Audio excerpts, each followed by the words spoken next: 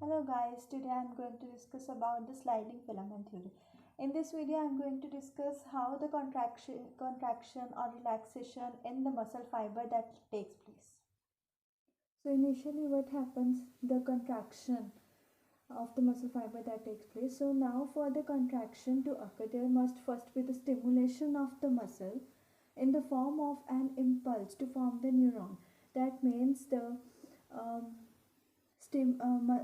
how the stimulation of the muscle fiber takes place until or unless the neuron is not getting any impulse, the muscle will not stimulate, and hence the contraction will not occur. So one motor neuron does not stimulate the entire muscle but only a few muscle fiber within the muscle. So now the individual motor neuron plus the muscle fiber it stimulate muscle fiber that stimulate that the complete the motor neuron and the muscle fiber it stimulate, that is known as motor unit. So now what is motor unit? The individual motor neuron plus the motor muscle fiber it stimulate, that is known as motor unit. So now when the impulse reaches to the muscle fiber or motor neuron of the motor unit, it stimulates the reaction of the sarcomere. That means the actin and myosin filaments that is present within the sarcomere, that stimulates or it leads to the stimulation over here, the myosin or the active filament. Now the reaction created from the arrival of the impulse on the head of this myosin filament. These are the heads of the myosin filaments, and extend forward and attach to these actin filaments, and this pulls, due to its attachment, the actin filament is pulled towards in, and as a result the length of this sarcomere, the sarcomere is the length that's in between the two Z lines, the length of the sarcomere that decreases, like here. The edge zone become negligible. The edge zone is not visible here. The Z line come closer to each other, right? The length of sarcomere that shortens. The A band, this is A band from here to here. In my previous video, I've already discussed about where are A bands, Z lines, about the Z lines, about edge zone. You can see it there. So these are A bands. The length of the A band is also decreased during the contraction.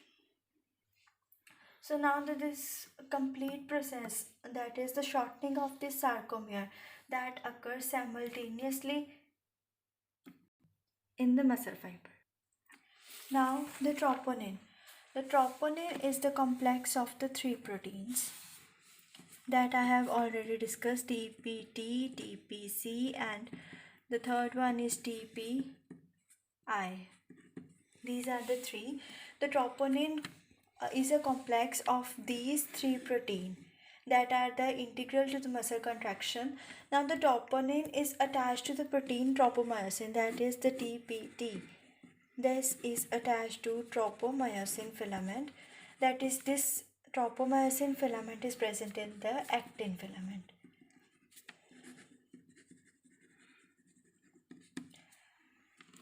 So now when the muscle fiber that relaxed, the tropomyosin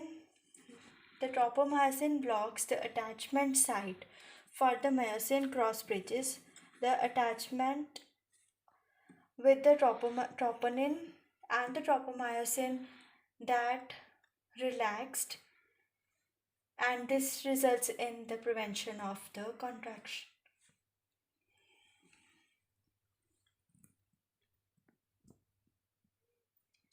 So now when the muscle is stimulated to contract by the nerve impulse, the calcium channels that are open into the sarcoplasmic reticulum. The calcium are released into the sarcoplasmic reticulum, that is the fluid of the muscle cells. Fluid of muscle cells. Now the sum of this calcium is attached with the troponin, which cause a change in the muscle fiber that move the tropomyosin out.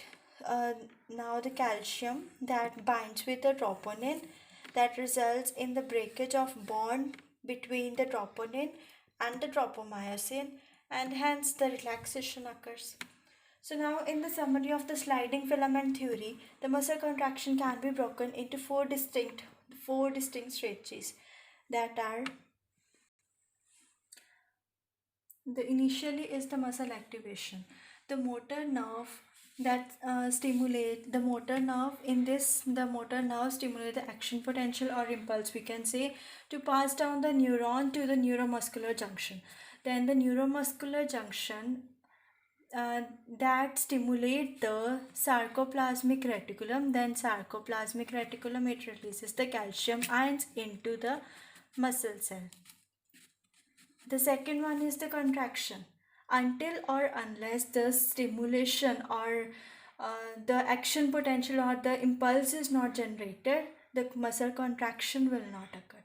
The calcium, here the calcium is released into the muscle cell.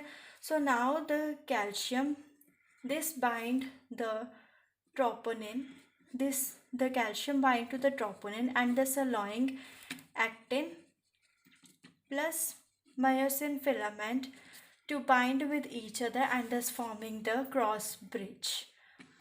The cross bridge they form, they need to the cross bridge thus formed and these contract by using the ATP, that is an energy.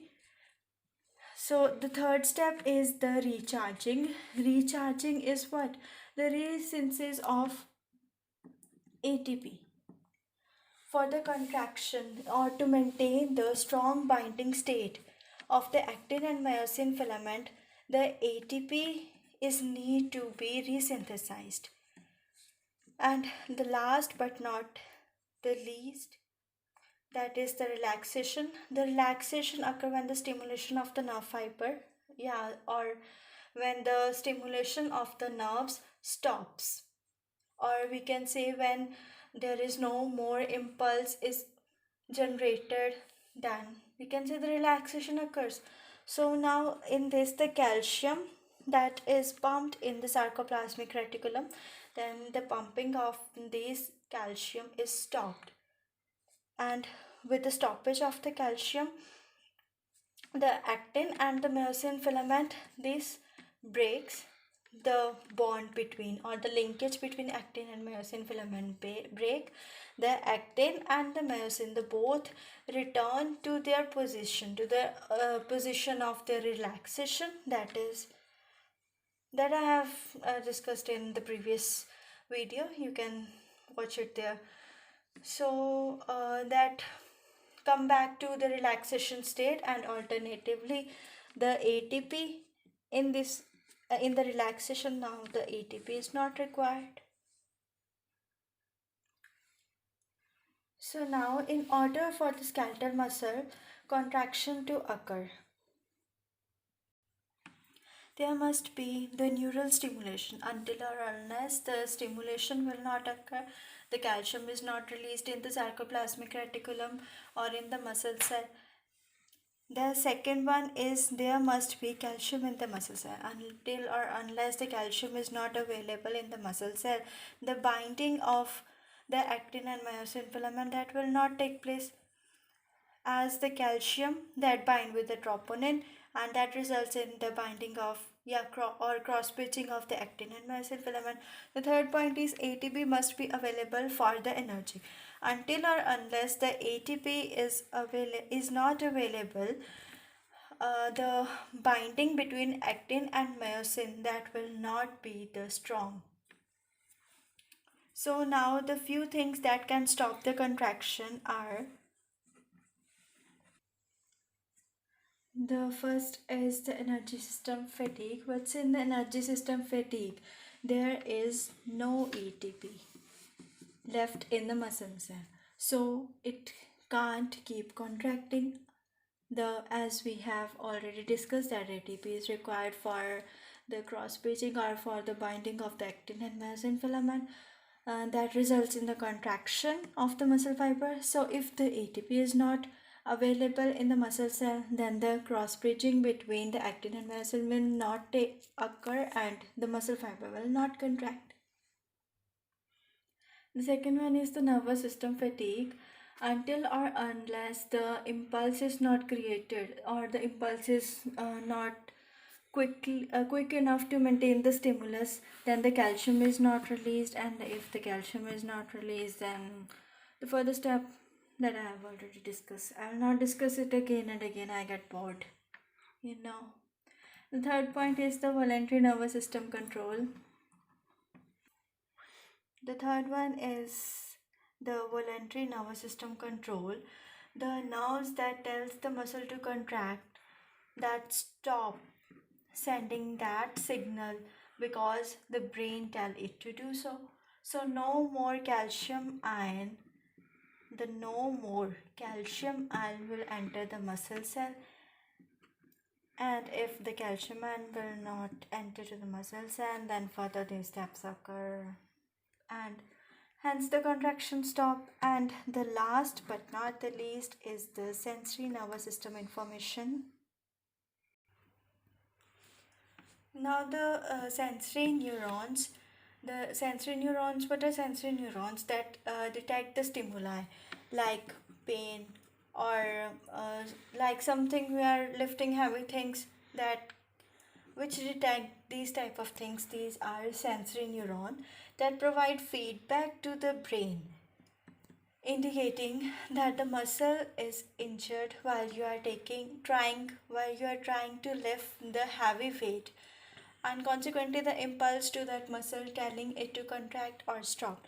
Like if we are lifting the heavy weight and suddenly we got injury in our muscle, then the brain tells, then a sensory neuron that sends the signal to the brain, and the brain tells us to stop lifting that. So this is the end of the sliding filament theory. So guys, if you want to take the screenshot of for the study material, so you can take it.